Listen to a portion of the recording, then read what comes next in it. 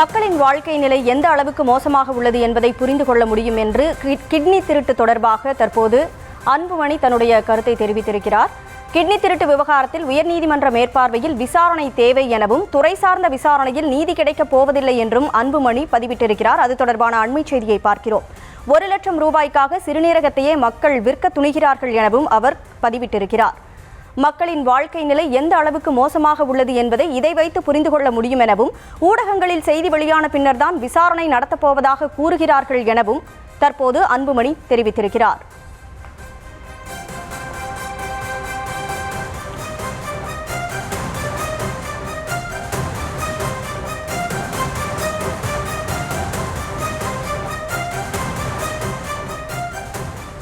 Kidney திருட்டு தொடர்பாக ஊடகங்களில் செய்தி வெளியான பிறகுதான் விசாரணை நடத்தப்படும் என கூறுகிறார்கள் என அன்புமணி தெரிவித்திருக்கிறார். அது தொடர்பான கூடுதல் விவரங்களோடு நமது தலைமைச் செய்தியாளர் ராஜேஷ் இணைப்பில் இருக்கிறார்.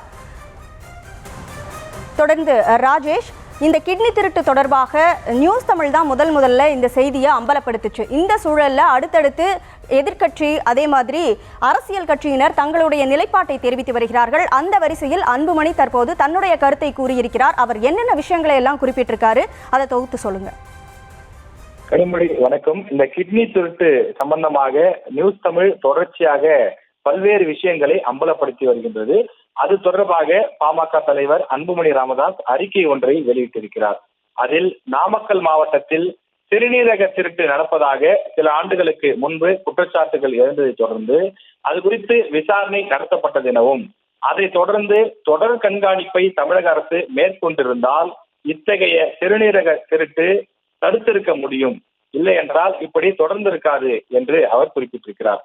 ஆனால் தமிழக அரசு நீண்ட காலமாக உறங்கிக் கொண்டிருக்கிறது என்றும் அவர் குற்றச்சாட்டை முன்வைத்திருக்கின்றார். அதில் நீதி கிடைக்க வாய்ப்பில்லை என்பதால் சென்னை உயர்நீதிமன்றத்தின் மேற்பார்வையில் உயர்நிலை குழு விசாரணைக்கு ஆணையிட வேண்டும் என்று வலியுறுத்துவதாக அன்புமணி குறிப்பிட்டிருக்கின்றார். நியூஸ் தமிழ் தொடர்ச்சியாக இதில் பல்வேறு விஷயங்களை அம்பலப்படுத்தி வருகின்றது.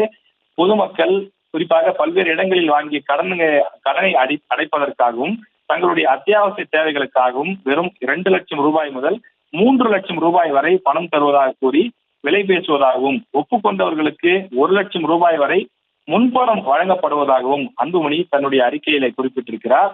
குறிப்பாக கோவை, சேலம், திருச்சி, கரூர், பெரம்பலூர் உள்ளிட்ட மாவட்டங்களில் உள்ள மருத்துவமனைகளுக்கு அழைத்து சென்று அவர்களிடமிருந்து சிறுநீரகங்கள் எடுக்கப்படுவதாகவும் அவை ஆந்திரா, கர்நாடகா, தெலுங்கானா, மராட்டியம் உள்ளிட்ட மாநிலங்களை சேர்ந்த பணக்காரர்களுக்கு 50 லட்சம் ரூபாய் வரை விற்கப்படுவதாகவும் அன்புமணி தன்னுடைய அந்த அறிக்கையிலே குறிப்பிட்டிருக்கிறார். இந்த விஷயத்தில் தமிழக அரசு இனிமேலும் மௌனம் காக்கக்கூடாது, தொடர்ந்து விரைவாக நடவடிக்கை எடுத்து இது சம்பந்தப்பட்ட அனைவரையும் சட்டத்தின் முன் நிறுத்த வேண்டும். இது போன்ற சம்பவங்கள் இனி தமிழ்நாட்டில் நடைபெறாது என்பதை தமிழக அரசு உறுதி செய்ய வேண்டும் எனவும் அன்புமணி வலியுறுத்தி கேட்டுக் கொண்டிருக்கிறார்.